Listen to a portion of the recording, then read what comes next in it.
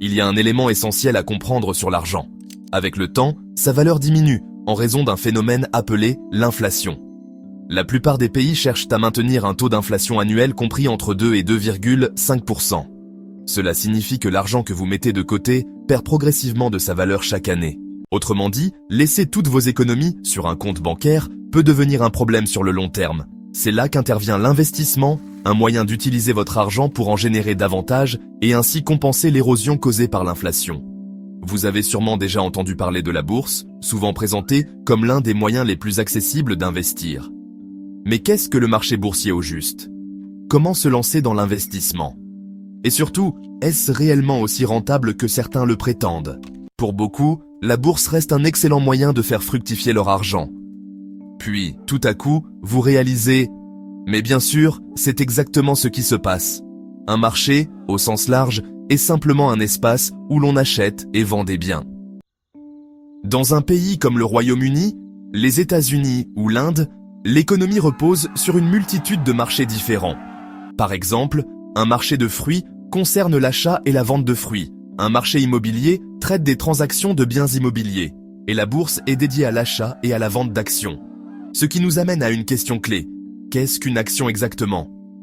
Une action, aussi appelée share, représente une part de propriété dans une entreprise. Par exemple, si la société X est composée de 10 actions en circulation et que son fondateur les détient toutes, il possède 100% de l'entreprise. S'il n'en possède que 5, il détient alors 50% de la société. Toute personne qui détient des actions est appelée un actionnaire. Mais une question se pose. Pourquoi un entrepreneur choisirait-il de céder une partie de son entreprise en vendant des actions?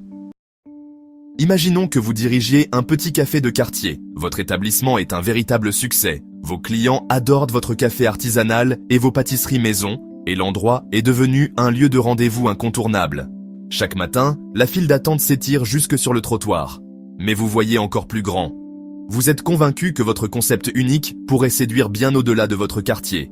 Vous rêvez d'ouvrir de nouveaux cafés, d'élargir votre menu avec des produits innovants et de lancer une campagne marketing pour faire connaître votre marque à un public plus large. Pour concrétiser ces projets, vous avez besoin de financement. Vous pourriez demander un prêt bancaire, mais cela implique de payer des intérêts et de prendre le risque qu'on vous le refuse.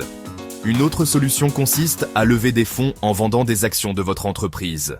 Cette vente peut se faire de manière privée, en proposant des parts à des amis ou des investisseurs qui croient en votre projet, ou de manière publique à travers un processus appelé IPO, Initial Public Offering, qui transforme votre entreprise privée en société cotée en bourse.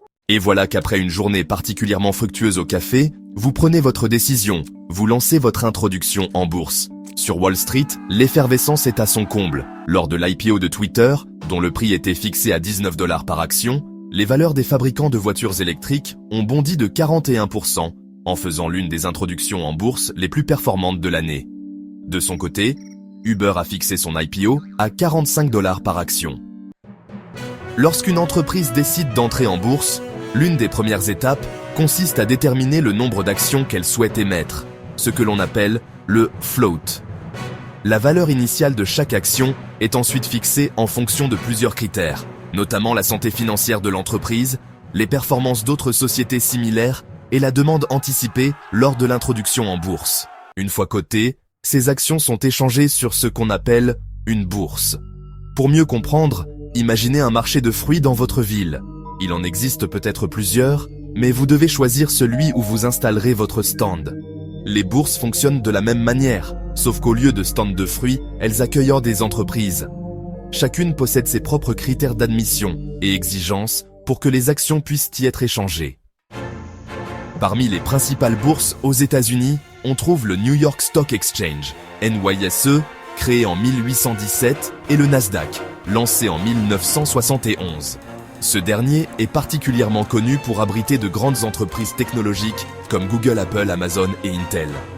Bien sûr, les bourses ne se limitent pas aux États-Unis, il en existe partout dans le monde. Passons maintenant aux courtiers en bourse. Leur rôle est d'acheter et de vendre des actions pour le compte des investisseurs, jouant ainsi le rôle d'intermédiaire. Autrefois, les courtiers se rendaient physiquement sur le parquet des bourses et criaient leurs ordres pour conclure des transactions. Aujourd'hui, grâce aux avancées technologiques, ce processus est entièrement automatisé et géré par des algorithmes. D'ailleurs, c'est cette évolution qui explique pourquoi le Nasdaq fonctionne sans parquet physique. Mais concrètement, comment se passe une transaction boursière ? Tout commence lorsqu'un investisseur passe un ordre d'achat ou de vente auprès de son courtier, un peu comme lorsqu'on commande un article sur Amazon. Cet ordre inclut des informations précises, notamment le nom de l'entreprise concernée, représenté par un symbole boursier, ou ticker symbole. Par exemple, le symbole d'Apple est AAPL, celui d'Amazon est AMZN, et celui de Tesla est TSLA. Si vous souhaitez connaître le symbole boursier d'une entreprise, une simple recherche en ligne suffit. Après avoir choisi l'action qui vous intéresse, vous devez préciser si vous souhaitez l'acheter ou la vendre, ainsi que le type d'ordre que vous voulez passer. Imaginez la bourse comme une gigantesque salle d'enchères. Des milliers d'acheteurs indiquent le prix qu'ils sont prêts à payer, tandis que des vendeurs fixent leur prix de vente. Lorsqu'un acheteur et un vendeur s'accordent sur un prix, la transaction a lieu. Ce processus se répète des millions de fois par jour, faisant fluctuer les prix en fonction de l'offre et de la demande. Il existe plusieurs types d'ordres en bourse. L'un des plus courants est l'ordre au marché, qui exécute immédiatement l'achat ou la vente au prix en vigueur. Un autre type est l'ordre à cours limité, qui permet de fixer un prix maximum pour l'achat ou un prix minimum pour la vente. Cela signifie que votre transaction ne sera réalisée que si le cours de l'action atteint le seuil que vous avez défini. L'avantage ? Vous gardez le contrôle sur le prix d'exécution. L'inconvénient ? Si l'action ne touche jamais ce prix, votre ordre risque de ne jamais être exécuté. Bien qu'il existe d'autres types d'ordres, ces deux-là restent les plus utilisés. Une fois votre ordre défini, il ne vous reste plus qu'à indiquer le nombre d'actions à acheter ou vendre, et votre transaction est prête. Autrefois, tout ce processus se faisait par courrier, avec des certificats d'action physiques qui s'échangeaient entre investisseurs. Puis le téléphone a permis de passer des ordres plus rapidement.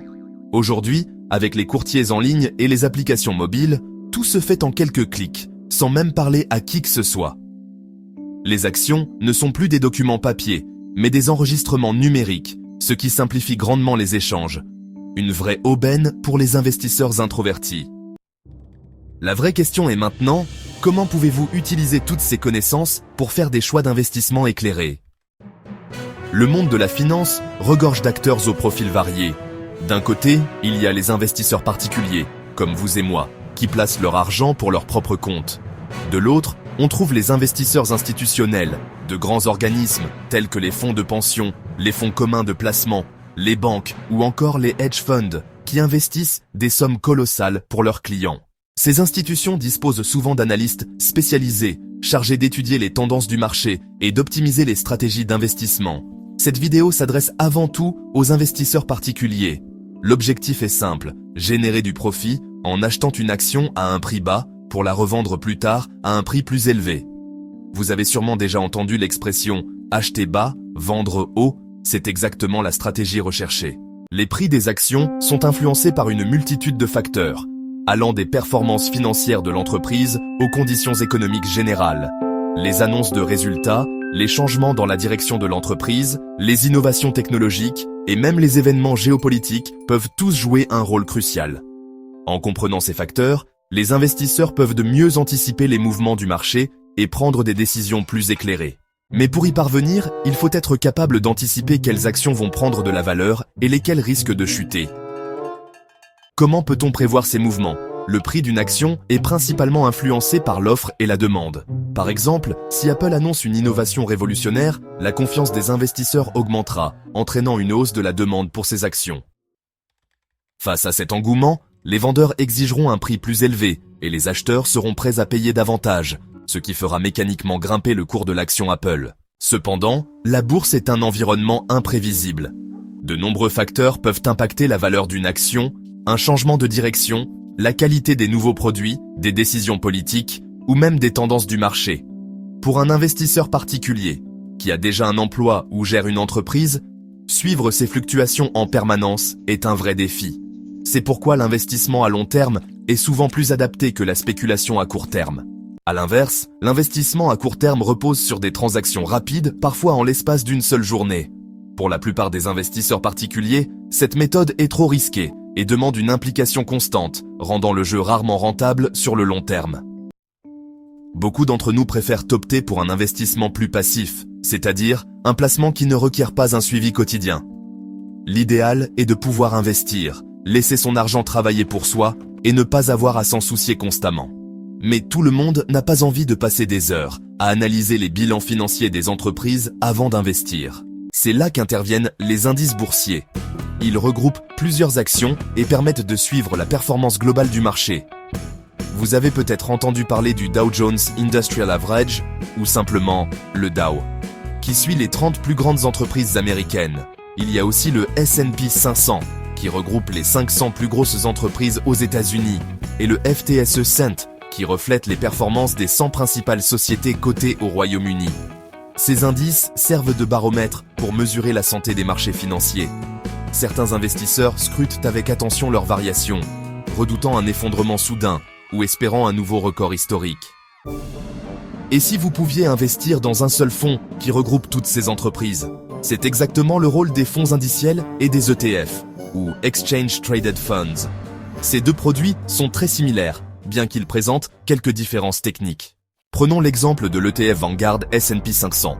Il inclut toutes les entreprises de l'indice S&P 500, mais il est acheté et vendu comme une action classique. Ainsi, en acquérant une seule part de cet ETF, vous investissez automatiquement dans les 500 plus grandes entreprises américaines. Cet outil permet donc de diversifier vos investissements sans avoir à gérer individuellement des centaines d'actions. De plus, si une nouvelle entreprise rejoint le S&P 500, elle est intégrée à l'ETF sans que vous ayez à intervenir. De nombreux experts en finances personnelles et créateurs de contenu recommandent que les ETF comme le S&P 500, car ils constituent une solution d'investissement passive et relativement sûre sur le long terme. Mais à quoi peut-on réellement s'attendre en termes de gains? Actuellement, nous sommes dans un marché haussier, où les prix des actions ont tendance à monter, ce qui pousse certains investisseurs à anticiper des rendements supérieurs à la moyenne. Cependant, les crises boursières sont inévitables et surviennent souvent de manière imprévisible. En général, un rendement annuel moyen de 6 à 10% est considéré comme satisfaisant. Cela peut sembler modeste, mais il est essentiel de comprendre que la bourse n'est pas un moyen de s'enrichir rapidement, surtout pour les investisseurs particuliers. La clé du succès repose sur la patience et des investissements réguliers, mois après mois. Cela dit, soyez prudents. Il existe de nombreuses promesses de gains rapides, et avec la démocratisation du trading via des applications, beaucoup de nouveaux investisseurs se lancent sans prendre le temps de bien se renseigner. Voici quelques principes essentiels à garder en tête. Vous entendrez souvent l'expression « acheter lors de la baisse ». Cela signifie qu'il est souvent plus judicieux d'investir lorsque le marché est en repli, plutôt que de céder à la peur et d'acheter au sommet. Nos émotions influencent énormément nos décisions financières. Par exemple, voir une action monter rapidement peut créer une peur de rater une opportunité et pousser à investir sans réflexion. Les meilleures opportunités d'achat apparaissent souvent lorsque le marché baisse, mais encore faut-il avoir la discipline d'investir dans ces moments-là. Investissez uniquement de l'argent que vous pouvez vous permettre de perdre. Une règle courante consiste à allouer environ 10% de ses revenus à l'investissement chaque mois. Ne cédez pas à la panique en vendant vos actions dès que le marché connaît une correction. Si vous investissez sur le long terme et que votre portefeuille est bien diversifié, les fluctuations à court terme n'auront pas d'impact significatif sur vos résultats finaux. Rappelez-vous que vous ne perdez réellement de l'argent que si vous vendez à perte. Si vous comprenez bien l'essence d'un sujet, vous pouvez en saisir beaucoup plus facilement les subtilités. Cette vidéo vise principalement à renforcer votre compréhension du marché boursier. N'oubliez pas d'aimer cette vidéo et à la prochaine.